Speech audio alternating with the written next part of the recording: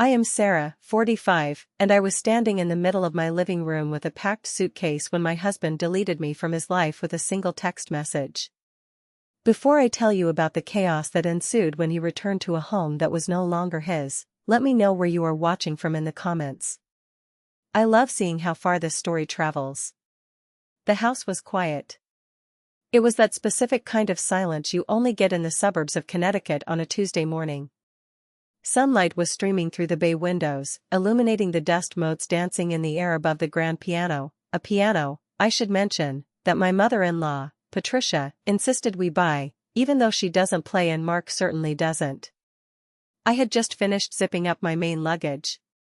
It was a sleek, silver Rimowa case, the kind that glides across airport floors without making a sound. Inside, I had packed everything for Paris. This wasn't just a vacation. It was supposed to be our victory lap. Blue Horizon, the logistics company my husband Mark runs, had just hit its first $1 million quarter. We were going to celebrate our 20th wedding anniversary. 20 years. 2 decades of my life poured into this marriage, into this house, into him. I had bought a new dress for our dinner at Lou Jules Verne, the restaurant inside the Eiffel Tower. It was emerald green silk. I remember smoothing it out before folding it gently into the suitcase, thinking about how Mark used to look at me when we were younger, before the stress of money, before the business, before his mother moved into the guest wing. I checked my watch. The Uber was scheduled to arrive in 45 minutes. Mark had gone to the office early to put out some last-minute fires and was supposed to meet me at JFK. Patricia, my mother-in-law, was meeting us there too. She had invited herself 3 weeks ago, claiming she needed a break from the stress of living in a 5-bedroom house where she didn't pay a dime. I had swallowed my annoyance, like I always did. I told myself, it's fine, Sarah. Keep the peace. Just keep the peace. Then, my phone buzzed on the kitchen island. It wasn't a call. It was a text.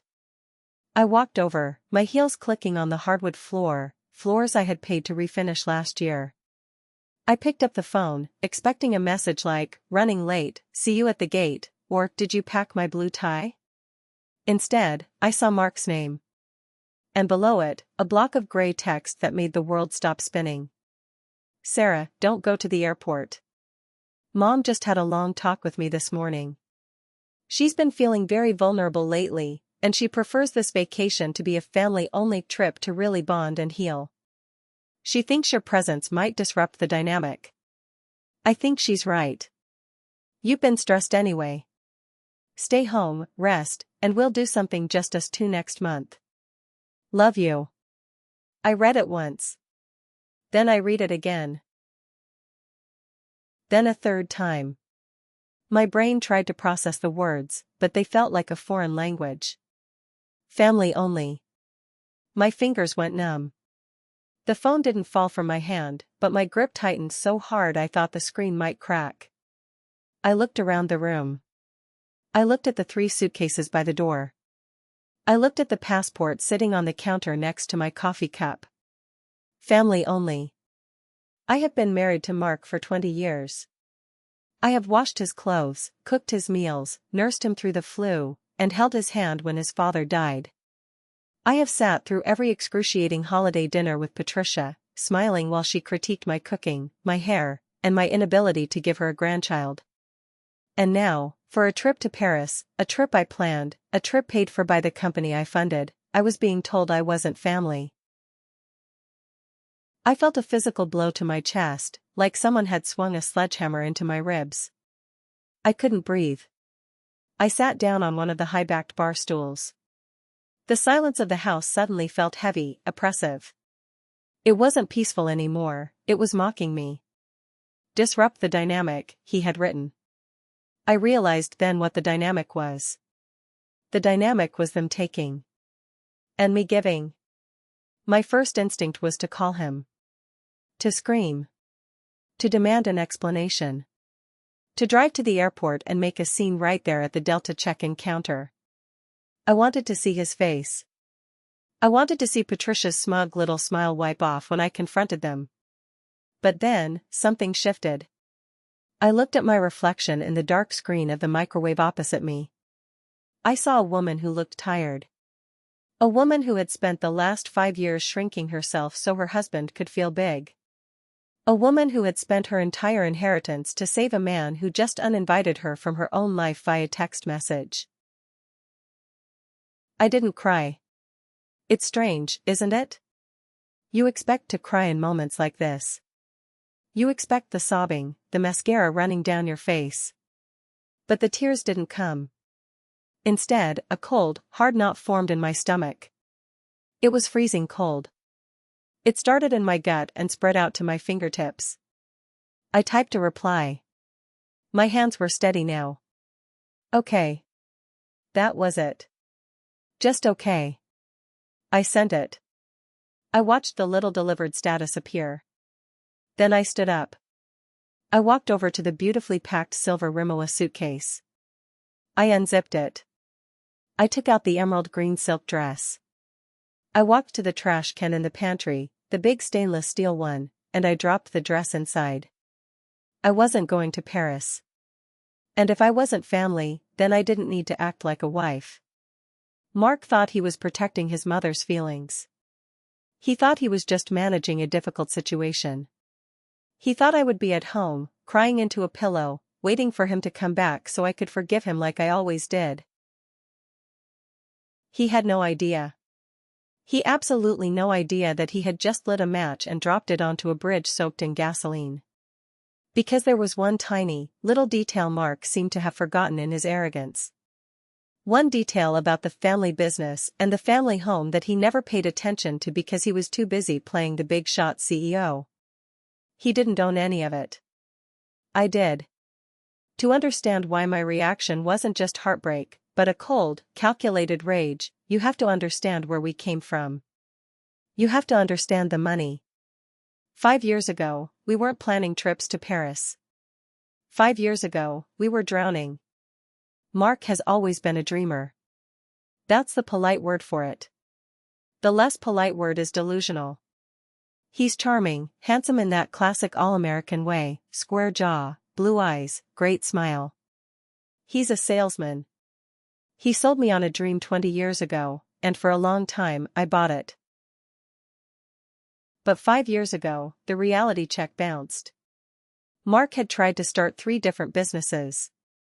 A craft brewery that went bust because he didn't understand supply chains.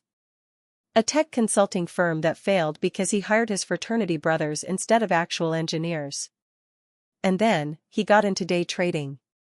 He didn't tell me about the trading until the foreclosure notice came for our old house. I remember that day vividly. It was raining. Not a romantic drizzle, but a hard, cold November rain. Mark was sitting on the floor of our living room, surrounded by takeout boxes, sobbing. Not just crying, he was wailing. I lost it all, Sarah, he had choked out. I lost everything. The savings. The retirement. The credit cards are maxed out. They're going to take the car tomorrow. He looked so small. So broken. My heart broke for him. I loved him. I truly did. I knelt down and held him, stroking his hair, telling him we would figure it out. 2 weeks later, my father passed away. It was sudden. A heart attack. The grief was overwhelming, but in the midst of that pain came a lifeline.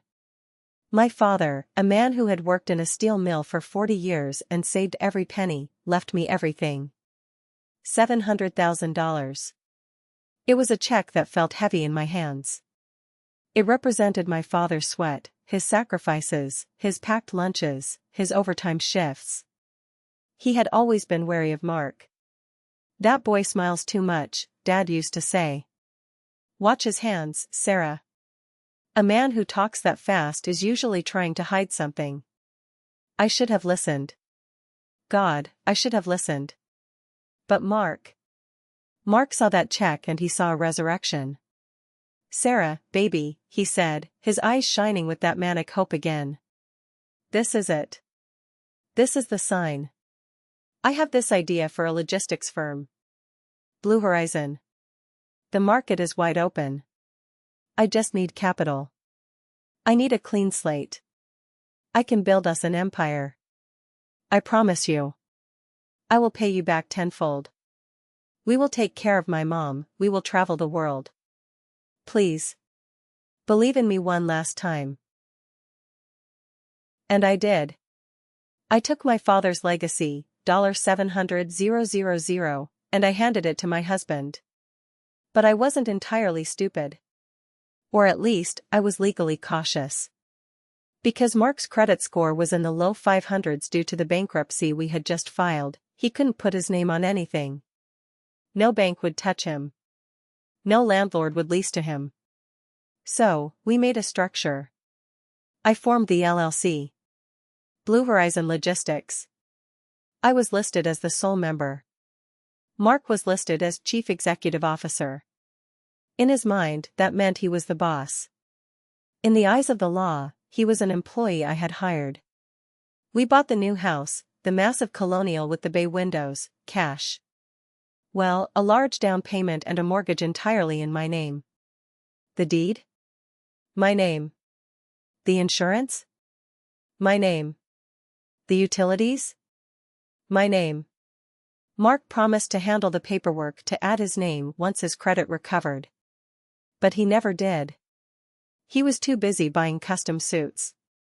Too busy leasing a Porsche, under the company name, guaranteed by me. Too busy playing the part of the successful tycoon. And then there was Patricia. Patricia moved in 6 months after we bought the house. She had health issues, Mark said. She needed to be close to family. From the moment she walked in with her Louis Vuitton trunks, which I later found out Mark paid for, she treated me like the help. I remember one Thanksgiving specifically. Last year. I had spent 3 days cooking. I made everything from scratch, the cranberry sauce, the stuffing, the pies. Mark sat at the head of the table, carving the turkey, looking like a king.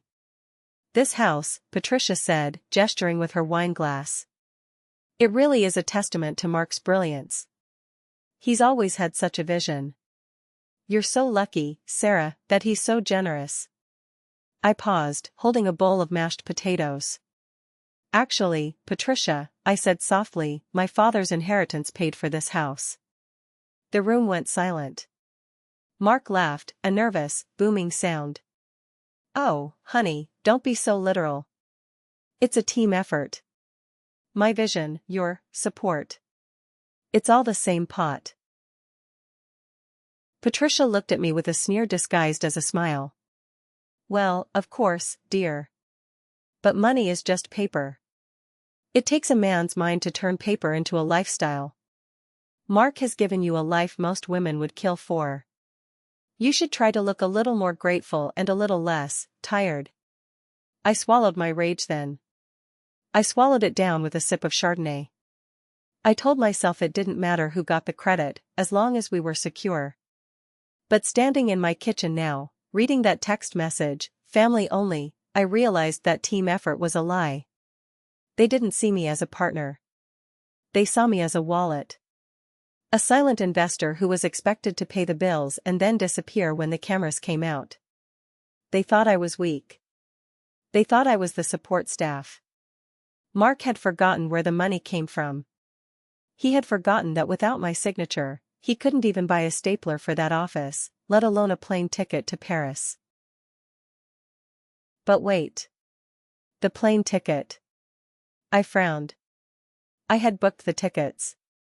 I had booked them through the company travel portal, but I used my personal email for the confirmations. How did he change them? How did he uninvite me without me getting a notification from Delta? A sickening feeling twisted in my gut. I wasn't just uninvited. Someone else was going. I needed to know. I needed to see it. I walked into the living room. Mark had left in a hurry this morning. He usually was meticulous about his appearance, but he was chaotic with his gadgets. There, wedged between the cushions of the sofa where he had been drinking coffee earlier, was his old iPad. He had bought a new iPad Pro last week, expense to the company, of course, but he hadn't wiped this one yet. I knew the passcode. It was 123,456. Mark wasn't a complex man, even though he liked to pretend he was. I picked it up. The screen was cracked in the corner. I pressed the home button. It was still logged into his iMessage.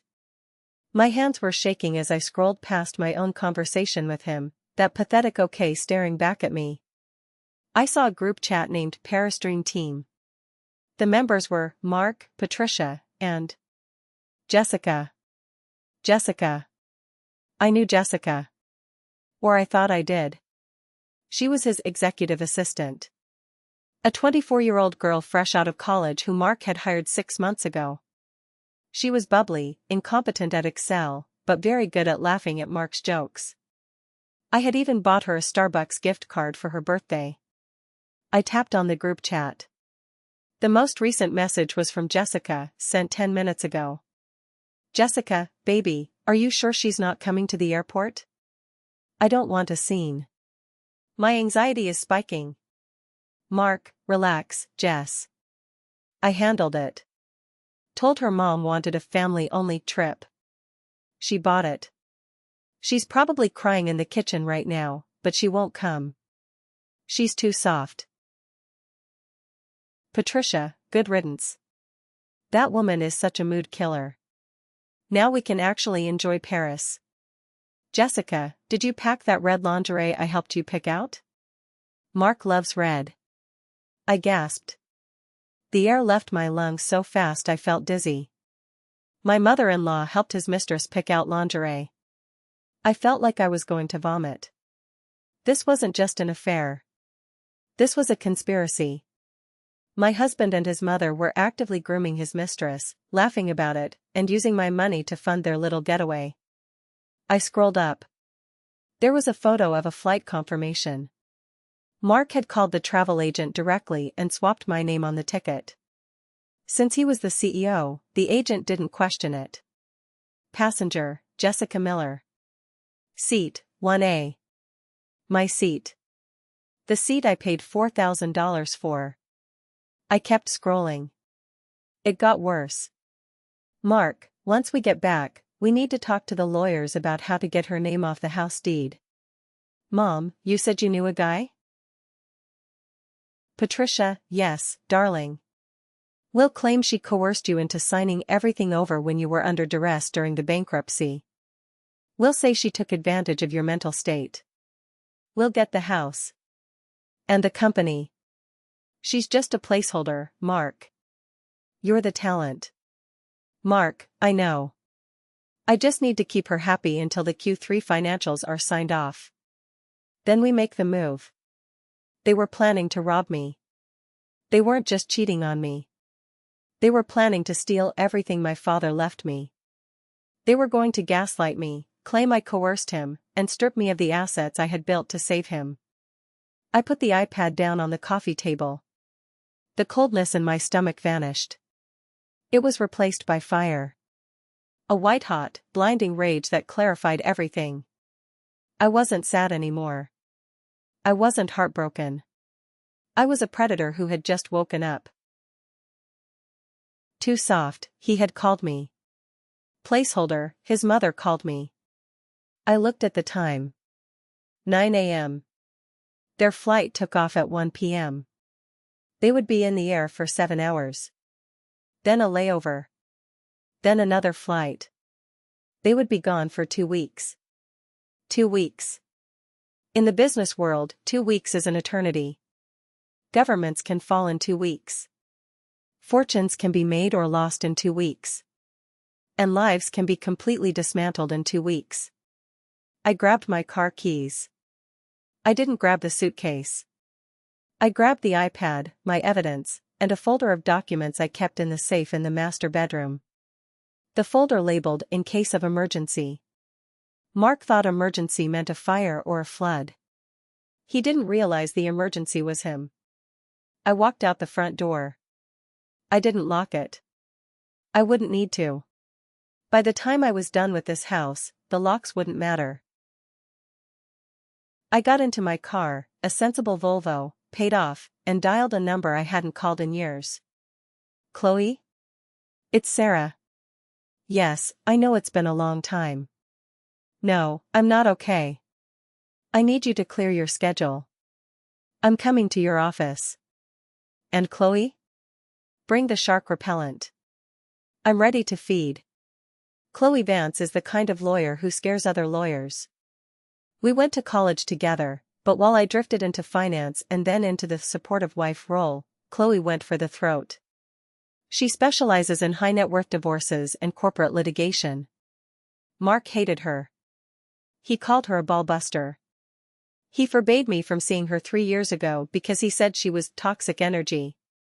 Now, I knew exactly why he was afraid of her. I walked into her office in downtown Hartford. It was all glass and steel, overlooking the river. Chloe was waiting for me. She didn't hug me. She took one look at my face, pale, tight-jawed, eyes blazing, and pointed to the leather chair opposite her desk. Talk, she said. I didn't waste time. I didn't cry. I laid the iPad on the desk. I opened the folder of documents. Mark is taking his mistress to Paris on a trip I paid for, I said, my voice steady. His mother is with them. They are planning to sue me for coercion to take the house and the company when they get back. I have 2 weeks. Chloe raised an eyebrow. She picked up the iPad, scrolled for about 30 seconds, and then let out a low whistle. Wow, she said. The mother helped pick the lingerie? That's tacky even for my clientele. She tossed the iPad back. Okay, Sarah. What do you want? Do you want a divorce? Do you want alimony? Do you want to fight for the house? I don't want to fight for the house, I said. I own the house. I pushed the deed across the desk. Chloe put on her glasses. She scanned the document. Then she picked up the operating agreement for Blue Horizon Logistics. She read it in silence. The ticking of the clock on the wall sounded like a bomb countdown. After 2 minutes, Chloe looked up. A slow, terrifying smile spread across her face. Sarah, she whispered, almost reverently. Do you realize what you've done here? I protected my investment, I said. You didn't just protect it. You strangled him with it, Chloe said, tapping the paper. Mark isn't a partner. He isn't a shareholder. He isn't a member. Look at this clause here, the sole member, Sarah Jenkins, retains 100% of voting rights and equity. The Chief Executive Officer, Mark Jenkins, serves at the pleasure of the member and may be removed without cause at any time. She looked at me. He never read this, did he? He was too busy looking at the salary figure I wrote in, I admitted. He signed it without looking at the rest. And the house, Chloe continued. Sole ownership. No marital trust. Bought with inheritance funds which were kept in a separate account, never commingled. In Connecticut, inheritance is separate property if you keep it clean. You kept it clean. So, what can I do? I asked. Chloe leaned back. He's in the air, right? Or about to be? They take off in 2 hours. Okay, Chloe said, pulling out a yellow legal pad. Here is the situation. Mark is legally a trespasser in your home if you revoke his permission to stay. Mark is legally a rogue employee if you fire him. You don't need a court order to fire him. You don't need a judge to sell the company assets. You are the owner. You can do whatever the hell you want. She looked at me, her eyes sharp. So, I'll ask you again. Do you want to sue him? Or do you want to erase him?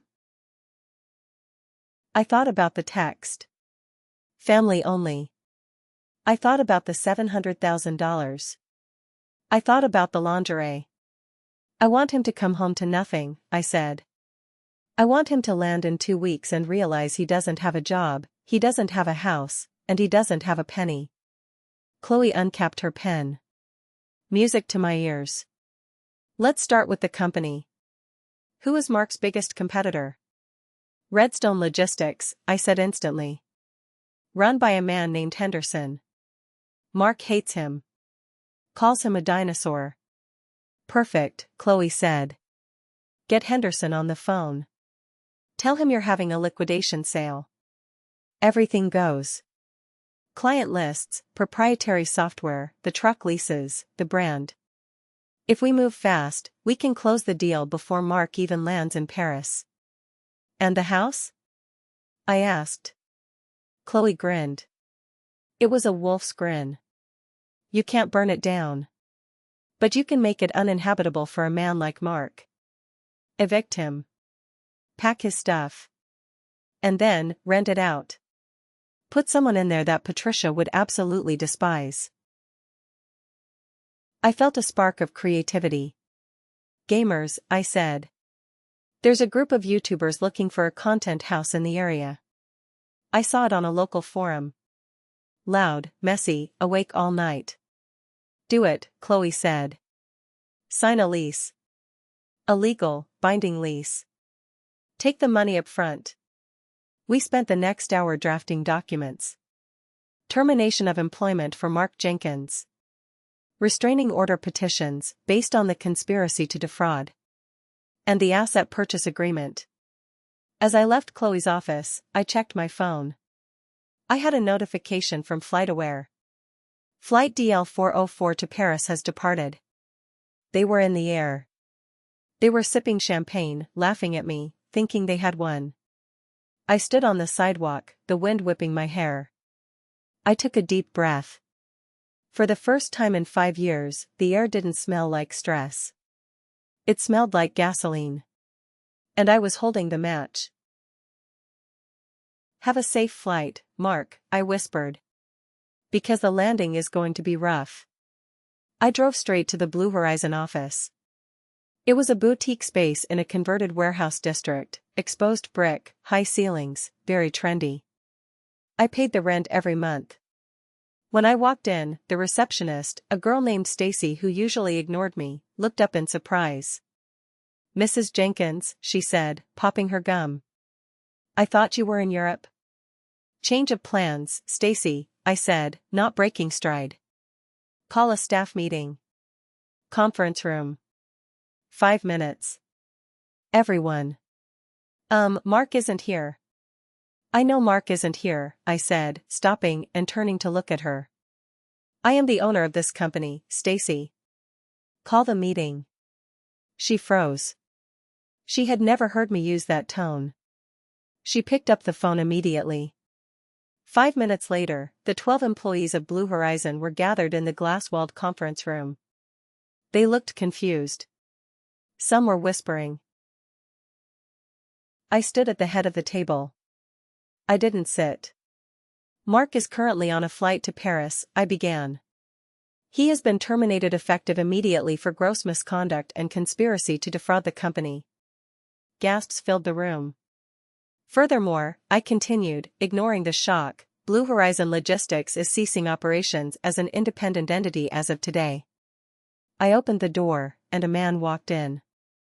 It was David Henderson, the CEO of Redstone Logistics. He was a bewildered-looking man in his 60s, holding a briefcase. I had called him from the car. I told him I had a deal that would secure his market dominance for the next decade, but he had to sign today. This is Mr. Henderson, I said. He is purchasing our client list, our software licenses, and our vendor contracts. Most of you will be offered interviews with Redstone starting tomorrow. For those who aren't, I am providing 2 weeks severance pay from my personal funds. I turned to Henderson. David, the files are on the server.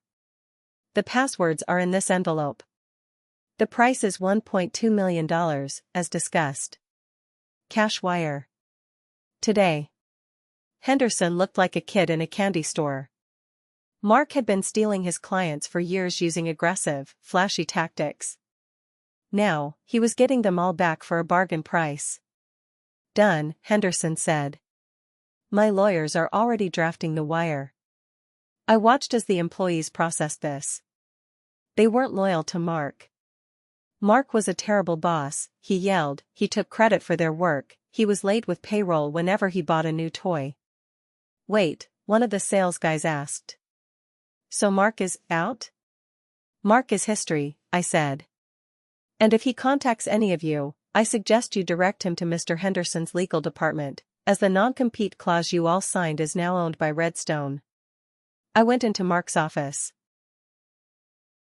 It smelled like his cologne, sandalwood and arrogance. I looked at the framed photos on the wall. Photos of him shaking hands with mayors, photos of him winning awards I paid the entry fees for. I took a box. I swept everything off his desk into it. His stapler. His world's best boss mug, which he bought for himself. His stash of expensive cigars. I found the company credit card in his desk drawer, the backup one. I cut it in half with scissors. Then, I sat down at his computer. I logged into the bank accounts. I initiated a transfer. Every single cent in the operating account, money that belonged to the LLC, and therefore to me, was transferred to my personal savings account. I left the business account with exactly $0. Then I called the landlord of the building. Hi, this is Sarah Jenkins. I'm invoking the early termination clause in our lease. Yes, I know there's a penalty. Deduct it from the deposit. We are vacating the premises in 48 hours. By 5 p.m., Blue Horizon was a ghost town. The servers were wiped.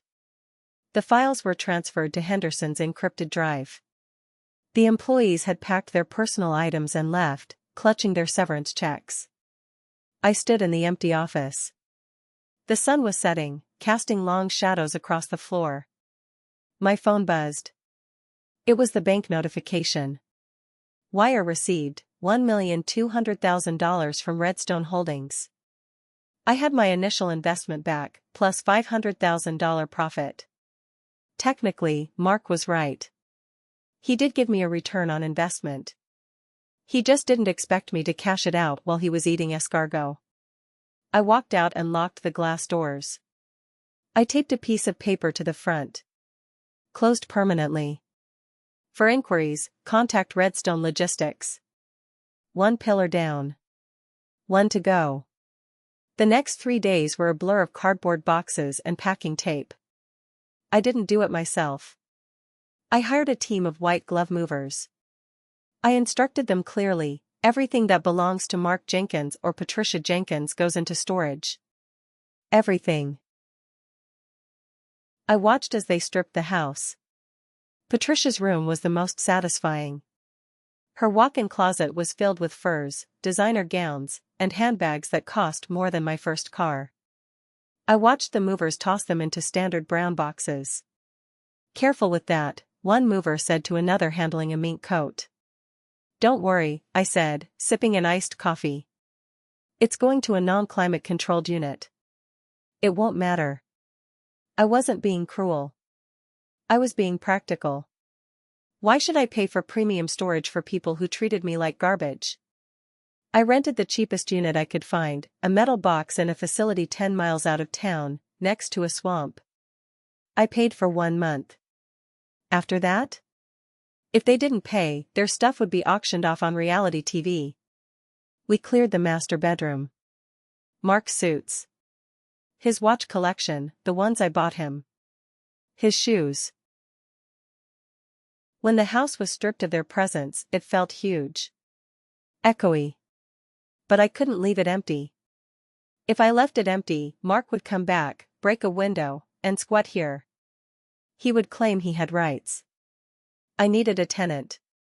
A tenant with a lease. A tenant who would make Mark's blood boil. I went on the local forum. I found the post I had seen weeks ago. Group of 5 pro gamers/streamers looking for a luxury house in Connecticut for a 6-month boot camp. Budget is high. Needs high-speed fiber internet. We are loud, we stream 24/7. Landlords keep rejecting us. I messaged them. I have a 5-bedroom colonial. Fiber optic internet. Pool. No noise restrictions. Available immediately. They replied in 30 seconds. For real? Can we see it today? They showed up an hour later. 5 guys in their early 20s, wearing hoodies, carrying energy drinks. Their leader was a guy named Blitz. He had neon blue hair and tattoos on his neck. They walked into my pristine, beige living room. "Yo, this echo is sick," Blitz said. "We can set up the green screens here. The acoustics are fire." "You can do whatever you want," I said. "Paint the walls black. Put up soundproofing foam. Install disco lights. I don't care." Blitz looked at me like I was Santa Claus. "And the neighbors? The old lady next door? She hates everyone anyway," I said. "Don't worry about her." "How much?"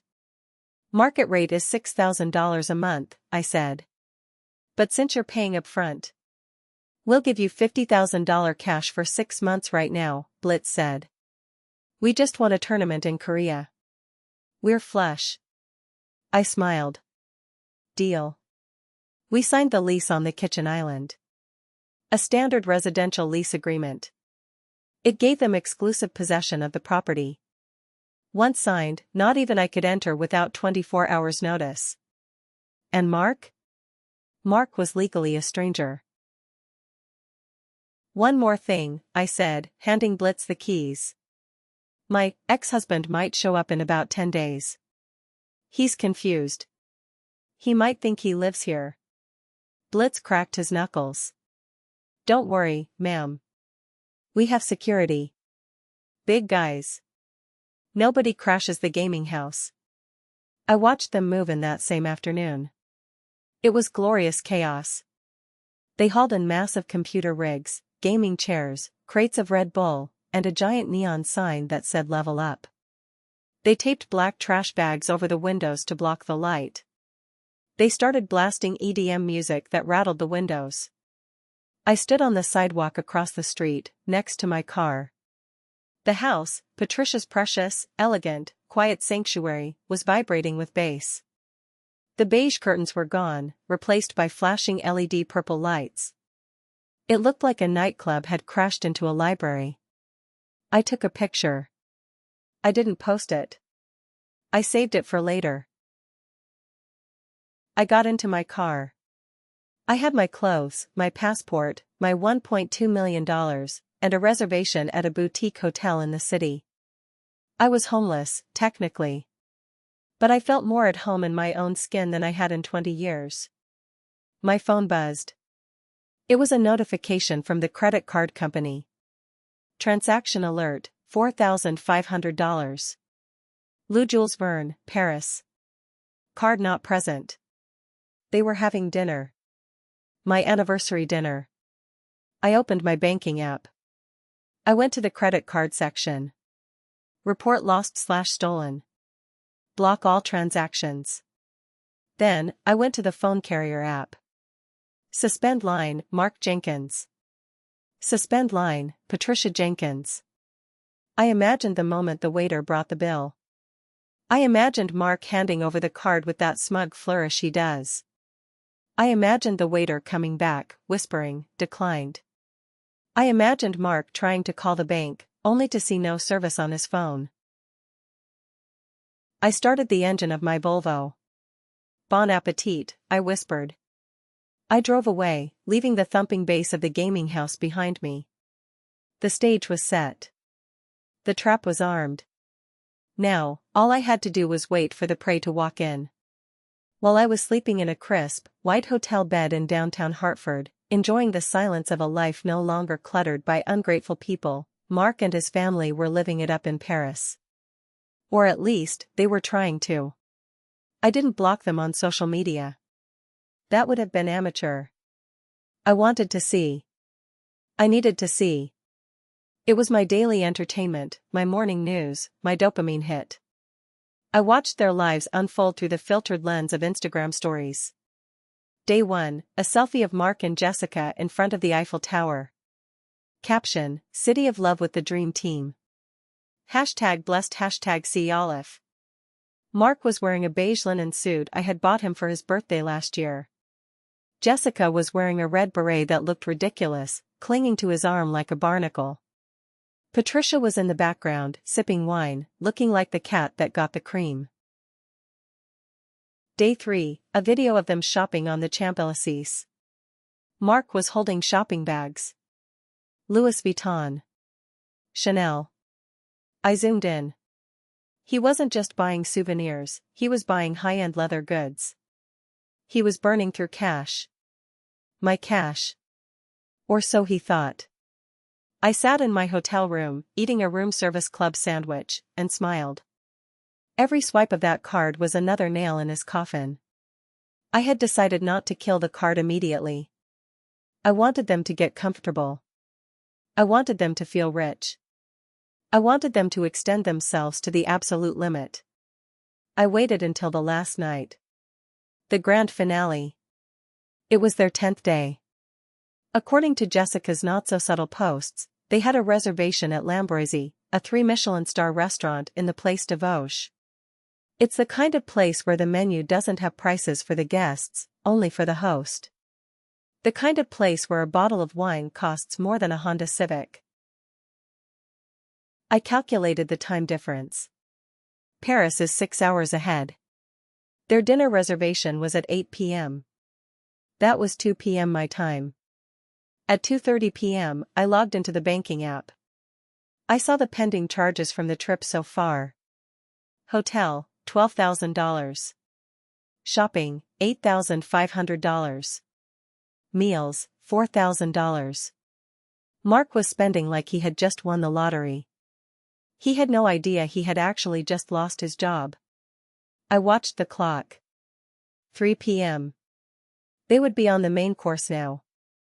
Maybe the breast chicken or the langoustines. 3:45 p.m. Dessert. Soufflé, perhaps? 4:15 p.m. The check.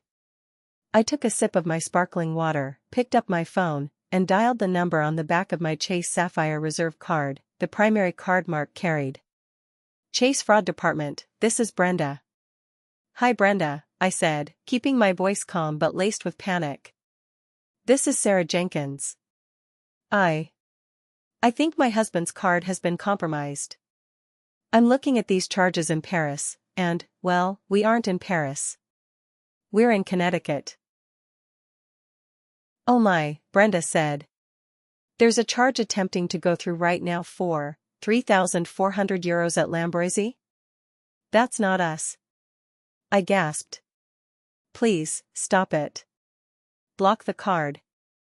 Block everything. I'm declining it right now, Mrs. Jenkins. And I'm freezing all authorized user cards associated with the account. Do you want me to send a fraud alert to the phone on file? Yes, please, I said. Immediately. I hung up. And then, I waited. I closed my eyes and imagined the scene. The waiter, dressed in a tuxedo, approaching the table with a discreet leather folder. Mark, leaning back in his chair, unbuttoning his jacket, feeling like the king of the world. He tosses the heavy metal card onto the tray without looking. The waiter walks away. 5 minutes pass. The waiter returns. He isn't smiling anymore. He leans in close, whispering so as not to disturb the other diners, but loud enough for Patricia to hear. Monsieur, I am afraid the card has been declined. Mark would laugh. Try it again. It's a Sapphire Reserve. It has a $50,000 limit. The waiter tries again. Declined, monsieur. Do you have another form of payment? Mark checks his pockets. He pulls out the corporate Amex, the one I cut in half 3 days ago. Oh, wait, he doesn't have that. He tries the debit card linked to the business account. Declined. Because I drained the account to zero. Panic sets in. He checks his phone to call the bank. No service. Because I suspended the line. He asks Jessica. Babe, do you have your card? Jessica, the assistant, probably has a credit limit of $500. She shakes her head, eyes wide. He looks at his mother. Patricia clutches her pearls. Mark, I didn't bring my wallet. You said you were treating us. I imagined them sitting there, in the most expensive restaurant in Paris, surrounded by French aristocracy, unable to pay the bill. The manager coming over. The police being threatened. Mark having to leave his watch, his Rolex Submariner, as collateral just to leave the building. The humiliation would be absolute. It would be the appetizer for the main course waiting for them at home. The next day, their Instagrams went silent. No more photos of croissants. No more hashtags. Just radio silence. They had to cut the trip short. I saw the alert from Delta. They rebooked their flights using the return portion of the original ticket, which I hadn't cancelled, because I wanted them to come back. They were flying economy. Middle seats. They were coming home early. And they were coming home angry. The day they landed, I parked my rental car, a nondescript gray sedan, down the street from the house. I was far enough away to be invisible, but close enough to see the driveway. It was 7 p.m. The sun was setting, casting long shadows over the manicured lawns of our neighborhood. But my house was glowing. The gaming house was in full swing. Blitz and his team had taken my permission literally. The front windows were blocked out with black foil, but purple and green laser lights were pulsing through the gaps, syncing with the heavy bass that was thumping so loud I could feel it in my car seat from 50 yards away. Thump. Thump. Thump. It sounded like a rave. There were 3 cars parked in the driveway, flashy, modified Japanese sports cars with spoilers and underglow lights. One was parked directly on the grass of Patricia's prized rose garden. At 7:15 p.m. an Uber XL pulled up. The sliding door opened. Mark stepped out first. He looked ragged. His linen suit was wrinkled. He hadn't shaved. Patricia followed, struggling with her carry-on. She looked exhausted and furious. Jessica brought up the rear, looking less like a mistress and more like a frightened child. They stood on the sidewalk for a moment, staring at the house. I could see Mark mouthing the words, "What the?" The bass rattled the front door. DOF. DOF. DOF. Mark stormed up the driveway. He didn't notice the sports car on the roses yet. He marched straight to the front door and jammed his key into the lock. He turned it. Nothing happened. He jiggled it. He shoved his shoulder against the door. Locked. I had changed the cylinders the day the gamers moved in. Mark started pounding on the door. Sarah. Sarah, open this door. What the hell is going on? The door didn't open. But the music got louder. Patricia was screaming something from the driveway, pointing at the neon lights. My house. Look what she's done to my house. Finally, the front door swung open. It wasn't Sarah. It was Tank. Tank is one of Blitz's teammates. He's the team's support player, but in real life, he's a 6 feet 4 inches bodybuilder who hits the gym between streaming sessions. He was wearing a tank top and holding a Red Bull. Yo, Tank said, his voice booming over the music. Can I help you, bro? Mark froze. He looked up at Tank, then tried to look past him into the foyer. Who are you? Mark demanded, trying to summon his CEO voice. Where's my wife? Get out of my house. Tank took a slow sip of his drink. Your house? Nah, man. This is the gamer crib. We rented it. Who are you? The pizza guy? We didn't order pizza. I am the owner of this house. Mark screamed, his face turning purple. I am Mark Jenkins. Call the police, Mom. Call them now. Patricia was already fumbling with her phone, screeching about intruders. Look, buddy, Tank said, leaning against the doorframe. I don't know a Mark. I rented this place from Sarah. She's the owner. We got a lease. So unless you want to join the stream, subscription is $5.99 a month, you gotta bounce. You're killing the vibe. I live here. Mark tried to push past Tank. That was a mistake. Tank didn't hit him. He just stopped him. He put one massive hand on Mark's chest and pushed him back gently. Mark stumbled backward down the porch steps, nearly tripping over his own Gucci loafers. Don't touch me. Mark yelled. This is my property. Sarah. Sarah, come out here. She ain't here, bro, Tank said. She said she was going to a hotel. Said something about trash taking itself out. I think she meant you. Jessica gasped. She grabbed Mark's arm. Mark, what is going on? You said you owned the house. I do. Mark yelled, swatting her away. She's insane. She's having a breakdown. She's rented our house to hooligans. By now, the noise had attracted the neighbors. Mrs. Higgins from next door was peering through her blinds. A jogger had stopped to watch. The spectacle was public. The humiliation was public. I'm calling the cops. Mark screamed, pulling out his phone. I'm going to have you all arrested for trespassing. Tank shrugged. Go ahead. We got paperwork. He slammed the door shut. The bass kicked back in, muffled but still thumping like a heartbeat. Mark stood there on the porch of the house he had bragged about for 5 years, locked out, powerless, with his mother crying on the lawn and his mistress looking at him with dawning horror. I watched from my car, eating a bag of almonds. Call them, Mark, I whispered. Please, call them. The police arrived 10 minutes later. 2 cruisers, lights flashing, cutting through the twilight gloom. Mark ran down the driveway to meet them, waving his arms like a man drowning. Officer! Officer, he yelled. Thank God. You have to arrest these people. They've broken into my home. They've changed the locks. My wife she's having a mental episode. She let them in. I need to get back inside. My mother is 70 years old. The first officer, a veteran named Sergeant Miller who had clearly dealt with enough domestic disputes to be tired of them, stepped out of the car. He hitched up his belt. Calm down, sir. Name? Mark Jenkins. I own this house. 42, Oakwood Drive.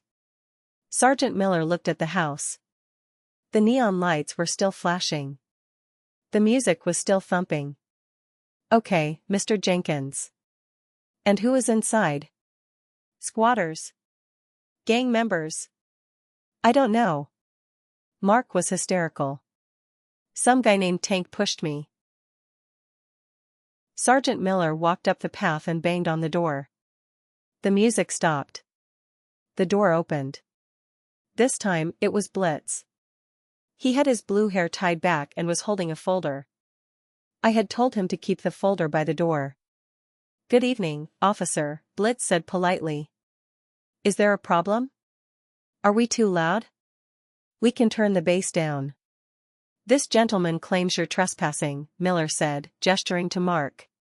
Trespassing? Blitz laughed. No way. We're tenants.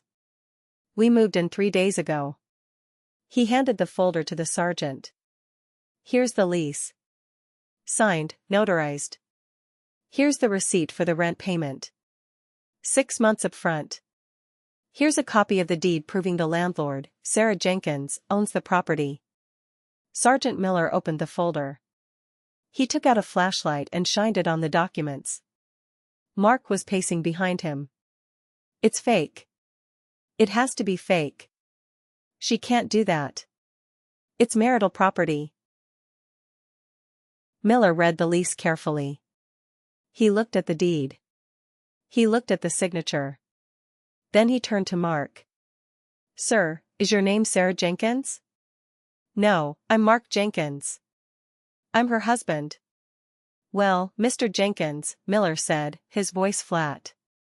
According to this deed, Sarah Jenkins is the sole owner of this property. And according to this lease, she has legally rented the premises to these gentlemen for a period of 6 months. That's impossible. Mark shrieked. We're married. Common law. Community property. Connecticut is an equitable distribution state, sir, but the name on the deed is the name on the deed until a judge says otherwise, Miller said. Right now, this is a valid rental agreement. These men have residency.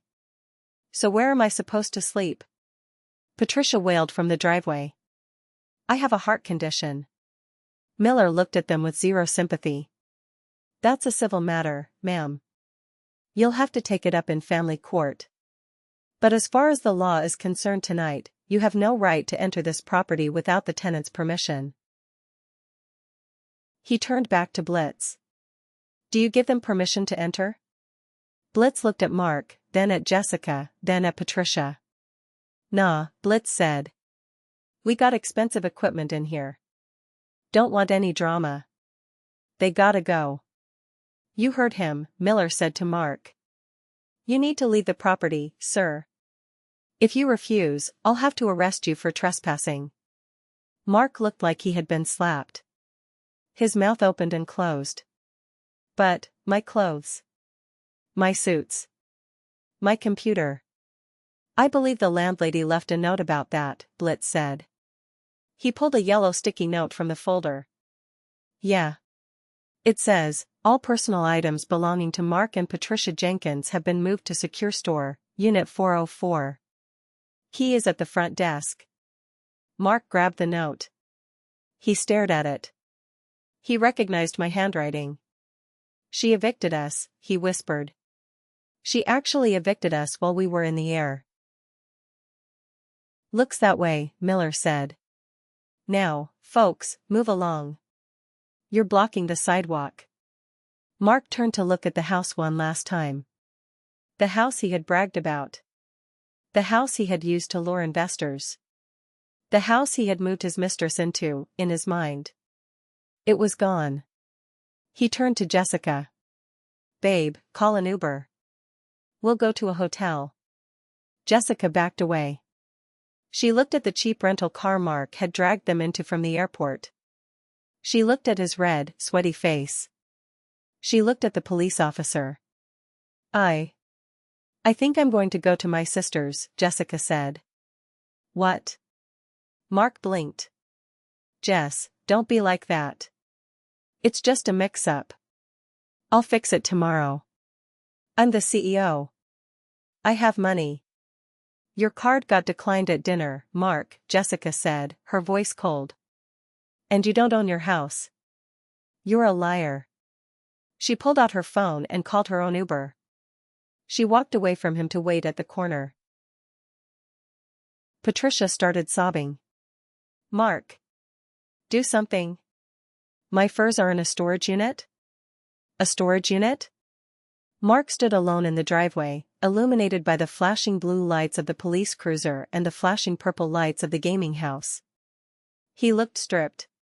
Naked. I started my car engine. The sound was soft, barely a purr. I pulled away from the curb. I didn't honk. I didn't wave. I just drove past them, a ghost in the night. But I wasn't done. The house was just the shelter. Tomorrow, I was coming for the throne. Mark spent the night at a Motel 6. I know this because the Find My iPhone feature on the iPad I still had showed his location. He couldn't afford the Marriott. The next morning, at 8:30 a.m. sharp, Mark's dot started moving. He was heading to the office. He was going to try to reclaim his empire. He probably thought he could drain the corporate accounts, fire me, and use the company money to hire a lawyer to sue me for the house. He was predictable. I was already parked across the street from the Blue Horizon building. I wasn't alone. I was with Chloe, my lawyer. We were drinking lattes. This part, Chloe said, adjusting her sunglasses, is my favorite. It's the Wile E. Coyote running off the cliff moment. We watched Mark Zuber pull up. He got out, wearing the same wrinkled suit from yesterday. He marched up to the glass doors of the office building. He swiped his key card. Red light. He swiped it again. Red light. He started banging on the glass. Stacy. Open the door. It's Mark. Inside, the lights were off. The lobby was empty. The logo Blue Horizon had been scraped off the glass wall behind the reception desk the night before. A security guard, a big man named Earl who worked for the building management, stepped out from the side entrance. "Mr. Jenkins," Earl said. "You need to stop that." "Earl." Mark shouted. "My card isn't working. The system is down. Let me in." "I can't do that, sir," Earl said. "You're not on the access list anymore. I own this company." Mark screamed. "I am the CEO." "Not according to the memo we got yesterday," Earl said. "The lease has been terminated. The space is vacant. And there's a restraining order pending against you for the premises." "Restraining order? From who?" "From the owner," a voice said. Mark spun around. David Henderson was walking across the parking lot. He looked fresh, rested, and smug. He was holding a coffee cup with the Redstone Logistics logo on it. "David?" Mark looked confused. "What are you doing here?" "Just checking on my acquisition," Henderson said, smiling. "Morning, Mark. Rough night? Acquisition?" Mark paled. "Didn't Sarah tell you?" Henderson took a sip of coffee. "She sold me the assets. The client list, the software, the vendor contracts. It's all Redstone property now. We migrated the data yesterday. Smooth transition. Your team, well, my team now, is already working at our HQ. She can't sell my company." Mark lunged at Henderson. Earl stepped in between them, his hand on his taser. "Back off, Mark," Henderson said, not flinching. "It wasn't your company. I saw the papers. You were an at-will employee. And frankly, looking at the books, a pretty expensive one. You were bleeding that place dry. I built it." Mark yelled, tears forming in his eyes. "I built the brand." "You built a house of cards on your wife's money," Henderson corrected. "And she just pulled the bottom card. Go home, Mark." "Oh, wait. You can't, can you?" Mark stood there, trembling. He looked at the empty office. He looked at Henderson. He realized, finally, the scope of what had happened. It wasn't a fight. It was an erasure. I hadn't just divorced him. I had deleted him. His phone rang. He looked at it. It was a local number. He answered it, putting it on speaker because his hands were shaking so much. "Hello? Mr. Jenkins? This is the manager at Secure Store. Your credit card on file for Unit 404 has been declined. You need to come down and provide a cash payment by noon, or we will have to lock the unit." Mark dropped the phone. It cracked on the pavement. Chloe turned to me in the car. And, scene. I didn't smile. It wasn't funny anymore. It was just, done. "Let's go to court," I said. "I want to finish this." The divorce hearing was scheduled for an emergency session 3 days later.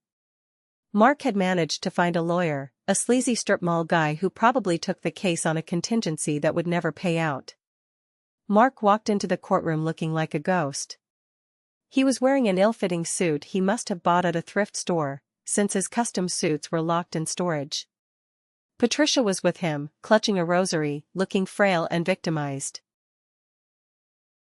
I walked in with Chloe. I wore a sharp navy blazer, white silk blouse, and the pearls my father gave me. I looked like what I was, the person in charge. Mark's lawyer, Mr. Greasy, I never bothered to learn his name, started with a sob story. Your Honor, my client is the victim of a calculated, malicious ambush. His wife, in a fit of hysteria, has stripped him of his home, his livelihood, and his dignity while he was out of the country. We are asking for an immediate injunction to restore Mr. Jenkins to the marital home and freeze the assets of the company. The judge, a stern woman named Judge Coleman with reading glasses perched on her nose, looked over her spectacles. Malicious ambush, counselor? Those are strong words. She left him homeless, Your Honor. Patricia shouted from the gallery. Order, the bailiff barked. Judge Coleman turned to Chloe. Ms. Vance, care to explain why your client sold the family business for cash while the husband was over the Atlantic? Chloe stood up. She was cool as ice. Your Honor, the defendant, Mr. Jenkins, was not an owner of the business. He was an employee. Here is the operating agreement. She handed up the file. Furthermore, my client acted to protect her assets after uncovering a conspiracy between Mr. Jenkins and his mother to defraud her. Defraud? The judge raised an eyebrow. Yes, Your Honor. Chloe pulled out the iPad, the smoking gun. We have evidence that Mr. Jenkins and his mother planned to utilize a coerced trip to Europe to frame my client for mental instability in order to seize control of her assets. They also engaged in blatant infidelity and misappropriation of company funds to finance a vacation with Mr. Jenkins' mistress.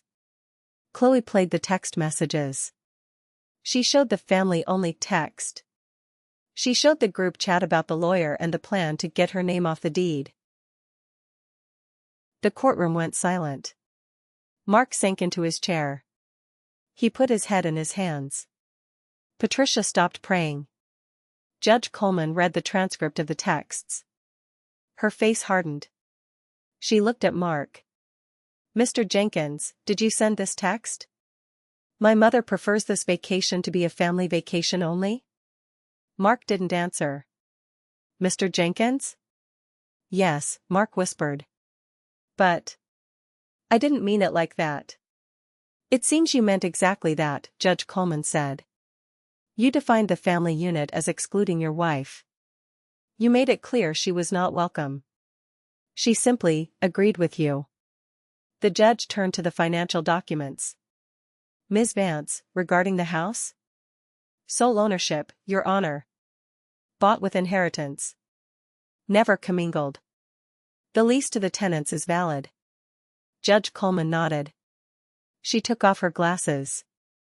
I am denying the request for an injunction. The sale of the business stands. The lease on the house stands. Mr. Jenkins, you are an able-bodied adult. You can find employment. You can find housing. You are not entitled to live in a house you do not own, nor run a company you do not own, especially after conspiring to defraud the actual owner. She banged the gavel.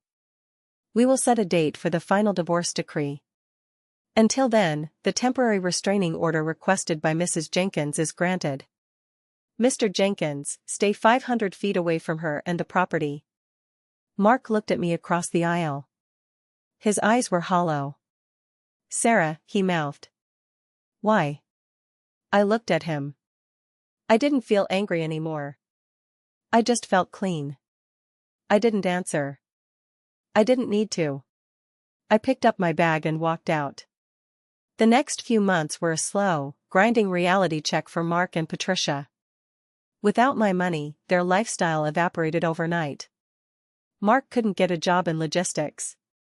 Henderson had blacklisted him, and word had spread about the embezzlement and the fake CEO status. He ended up working as a car salesman at a used lot 3 towns over. I saw him once, driving a beat-up Civic. He looked older. He looked like his father, tired and defeated. Patricia couldn't survive on her Social Security alone. She had burned bridges with all her other relatives because she was so unbearable. She ended up in a state-subsidized assisted living facility. It wasn't terrible, but it wasn't the Ritz. There were no more trips to Paris. No more furs. Just bingo nights and cafeteria food. She called me once, drunk, crying, blaming me for ruining her golden years. You ruined them yourself, Patricia, I told her before blocking the number permanently. You bet on the wrong horse. As for the house? The gamers stayed for the full 6 months. They were actually great tenants. They paid on time, they fixed a leak in the roof themselves, and they even mowed the lawn, though they cut a Pac-Man shape into the grass, which I found hilarious. When their lease ended, I sold the house. I couldn't live there anymore. Too many ghosts. I sold it for a profit and added the money to my freedom fund. Jessica? The mistress? She tried to sue Mark for emotional distress after he couldn't pay for her return ticket upgrade. It went nowhere. She moved back to Ohio to live with her parents. And me? I was finally breathing. With the money from the business sale and the house, I had enough to do whatever I wanted. I didn't buy a yacht. I didn't go to Paris, yet. I went back to my roots. My father had always wanted to open a bakery. He used to make the best sourdough bread on weekends. It was our thing.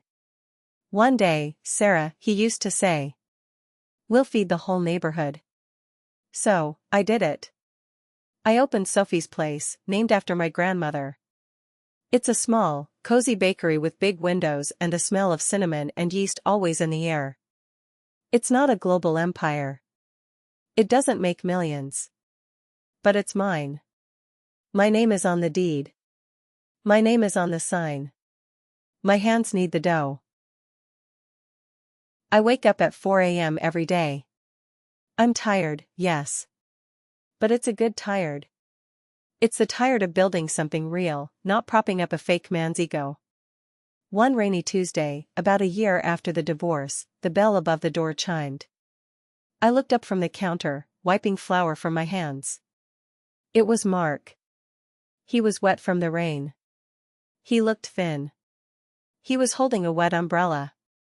He stood there, looking at the display case full of croissants and tarts. He looked at me. Hi, Sarah, he said softly. Mark, I said. I didn't feel a spike of adrenaline. Just indifference. Are you buying something? We close in 10 minutes. I heard you opened this place, he said. It looks nice. It smells like your dad's kitchen. That's the point, I said. He shifted his weight. I'm sorry, Sarah. I know it's too late. But I'm sorry. I was stupid. I had it all, and I threw it away because I was greedy. Mom is sick. And I'm alone. He looked at me, waiting. Waiting for the old Sarah. The fixer. The one who would offer him a free coffee and a warm hug. But that Sarah was gone. She died the day she got a text message about a family-only vacation. I accept your apology, Mark, I said. His eyes lit up with a flicker of hope. Really? Yes. But that's all I have for you. An apology doesn't undo the past. It just acknowledges it. I pointed to the door. Please leave. My customers are coming in. He stood there for a second longer, realizing that the door was truly, finally closed. He nodded. He turned around and walked out into the rain. I watched him go. Then I turned back to my dough. I had bread to bake. So, that is my story. They say revenge is a dish best served cold. But I think revenge is best served with legal documentation and a sold-out business. I didn't destroy Mark because I hated him. I destroyed him because he tried to erase me. He thought I was invisible. He thought I was just the infrastructure of his life, not the architect. He forgot that you don't bite the hand that feeds you, and you certainly don't evict the woman who owns the roof over your head. To anyone watching this who feels like they are shrinking themselves to fit into someone else's life, stop. Check your name on the deed. Check your name on the account. Know your worth. And if someone ever tells you that you aren't family enough to go on the trip, make sure they don't have a home to come back to. I'm Sarah. I'm a baker. I'm a business owner. And I am finally, truly, free. Thank you for listening. If you enjoyed this story, hit that like button and subscribe. And tell me in the comments, what would you have done if you got that text message? I read every single one. Stay strong. Stay smart. And always keep the receipts.